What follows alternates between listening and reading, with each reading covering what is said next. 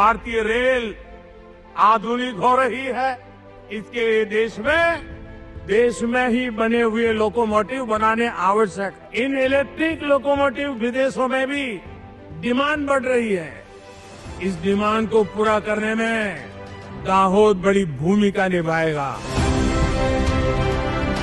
21,000 થી વધુના ખર્ચે બનેલ લોકો મેન્યુફેક્ચરિંગ શોપ, રોલિંગ સ્ટોક વર્કશોપનું વડાપ્રધાન શ્રી નરેન્દ્રભાઈ મોદીજીના વરદ હસ્તે લોકાર્પણ।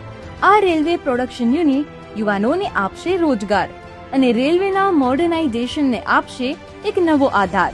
આ સિવાય પાણી પુરવઠા વિભાગના પ્રોજેક્ટ્સ, માર્ગ અને મકાન વિભાગના પ્રકલ્પો તેમજ શહેરી વિકાસ અને શહેરી ગૃહ નિર્માણ વિભાગની પરિયોજનાઓની સોગાદ।